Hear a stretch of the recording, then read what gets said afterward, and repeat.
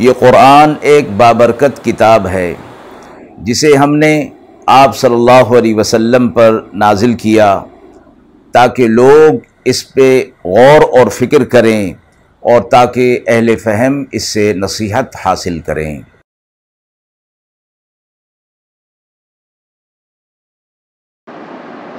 بسم اللہ الرحمن الرحیم۔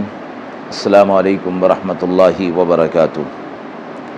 ناظرین کرام، درس قرآن مجید کے آج کے اس پروگرام میں ہم سورہ حجر کی آیت نمبر 78 تا 86 کا ترجمہ اور تفسیر پیش کر رہے ہیں اور آخر میں پوچھے گئے سوال کا جواب ہوگا۔ اعوذ باللہ من الشیطان الرجیم، بسم اللہ الرحمن الرحیم۔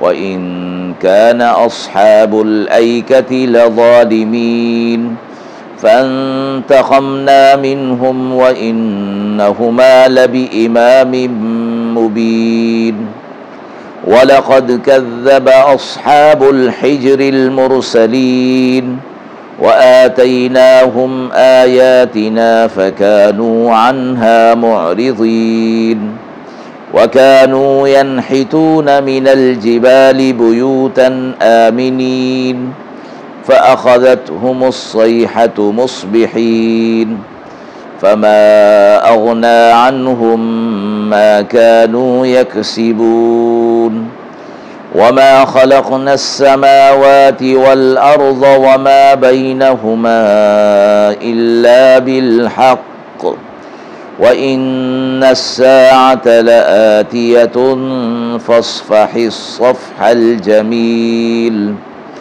إِنَّ رَبَّكَ هُوَ الْخَلَّاقُ الْعَلِيمُ۔ آیات مبارکہ کا ترجمہ ملاحظہ فرمائیں۔ اور بے شک اصحاب الایکہ والے ظالم لوگ تھے، سو ہم نے بدلہ لیا ان سے، اور یہ دونوں بستیاں واقع ہیں کھلے راستے پر۔ اور بے شک جھٹلایا حجر والوں نے رسولوں کو، اور دی تھی ہم نے ان کو اپنی نشانیاں، سو وہ ان سے منہ پھیرتے رہے، اور وہ تراشتے تھے پہاڑوں کے اندر گھر اطمینان کے ساتھ۔ پھر پکڑا ان کو چنگھاڑ نے صبح کے وقت، پھر کام نہ آیا ان کے جو کچھ انہوں نے کمایا تھا۔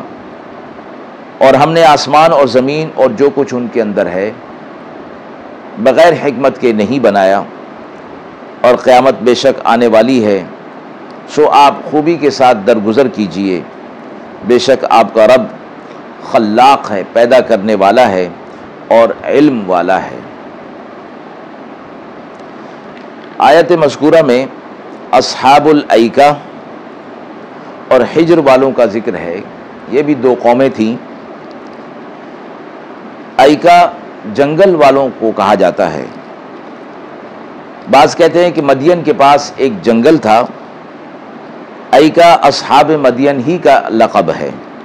بعض نے کہا کہ اصحاب ایکہ اور اصحاب مدین یہ الگ الگ قومیں تھیں۔ ایک قوم کی ہلاکت کے بعد حضرت شعیب علیہ السلام دوسری قوم کی طرف مبعوث فرمائے گئے۔ اور حجر ایک وادی کا نام ہے جو حجاز اور شام کے درمیان واقع ہے۔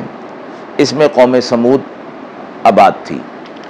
ان دونوں قوموں کا تذکرہ ان آیات کے اندر فرمایا گیا کہ اصحاب الایکہ بھی اور حجر والے بھی، انہوں نے وقت کے نبیوں کی بات کو جھٹلا دیا اور ان کی دعوت کو قبول نہیں کیا۔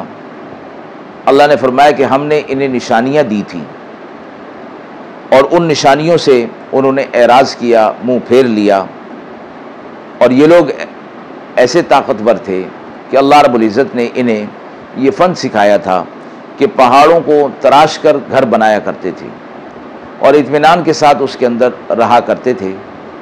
اور جب انہیں عذاب کی وعید سنائی جاتی تو وہ کہتے تھے کہ ہمارے گھر مضبوط ہیں اور ہم ان اپنے گھروں کے اندر پناہ لے لیں گے۔ تو فرمایا کہ صبح کے وقت پھر ایک چنگھاڑ تیز آواز آئی اور ان کا کام تمام ہو گیا، اور وہ جو گھر انہوں نے اپنی پناہ کے طور پر بنائے تھے وہ ان کے کسی کام نہیں آ سکے۔ اللہ نے اس حوالے سے فرمایا کہ ہم نے آسمان اور زمین اور اس کے درمیان میں جو کچھ بھی ہے حق کے ساتھ، حکمت کے ساتھ بنایا ہے، یہ ایسے ہی خام خواہ نہیں بنا دیا گیا، اس میں اللہ کی طرف سے بہت بڑی نشانیاں فکر اور تدبر کرنے والوں کے لیے رکھ دی گئی ہیں۔ آپ صلی اللہ علیہ وسلم سے فرمایا گیا کہ لوگ آپ کا استہزاء کر رہے ہیں اور لوگ آپ کو پریشان کر رہے ہیں، قیامت واقع ہونے والی ہے، اس لیے آپ ان لوگوں سے خوبی کے ساتھ درگزر کر دیجئے، آپ ان سے کسی قسم کا انتقام اور بدلہ نہ لیجئے، آپ کا رب ان سے اچھی طرح نمٹ لے گا، وہ پیدا کرنے والا اور علم والا ہے، وہ جانتا ہے کہ ان کے ساتھ کیسا معاملہ کرنا ہے۔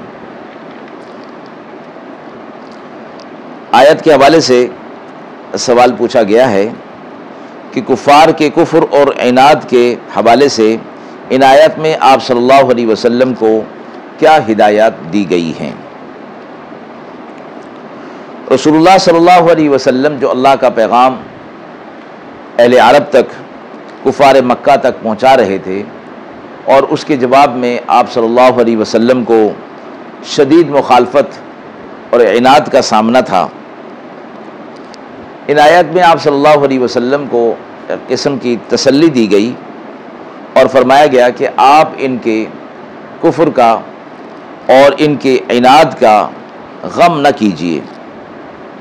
آپ سے پہلے بھی انبیاء علیہ الصلوۃ والسلام کو اسی طرح ستایا گیا اور ان کی دعوت کو رد کیا گیا۔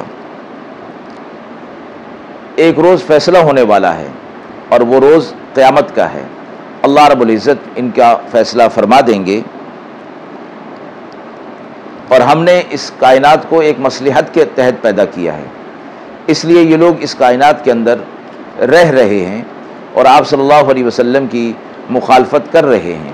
اللہ رب العزت چاہیں تو انہیں فی الفور تباہ اور برباد کر دیں، لیکن اللہ کی طرف سے ایک حکمت اور ایک مشیت ہے، اور انہیں اس کفر کے اندر، عناد کے اندر ڈھیل دے دی گئی ہے۔ ایک وقت آئے گا کہ اللہ کی طرف سے ان کی پکڑ ہوگی، اور آپ صلی اللہ علیہ وسلم کو تسلی دے دی گئی کہ آپ ان کے اوپر کوئی داروغہ بنا کر نہیں بھیجے گئے، کہ آپ ضرور ہی انہیں اپنا پیغام ان سے قبول کروا لیں۔ آپ کا کام تو ان تک اللہ کا پیغام پہنچانا ہے، قبول کرتے ہیں یا نہیں کرتے یہ معاملہ اللہ کے سپرد ہے۔ تو آپ صلی اللہ علیہ وسلم کو اس جیسی آیات کے ساتھ تسلی اور تشفی دے دی گئی کہ آپ ان کے کفر اور عناد کی اور مخالفت کی ذرا بھی پرواہ نہ کیجیے، اور ان کے ساتھ معاملہ خوبی والا رکھیے، ان کے کفر کو اور ان کی مخالفت کو خوبی کے ساتھ لوٹا دیجیے اور درگزر سے کام لیجیے۔ وآخر دعوانا ان الحمد للہ رب العالمین۔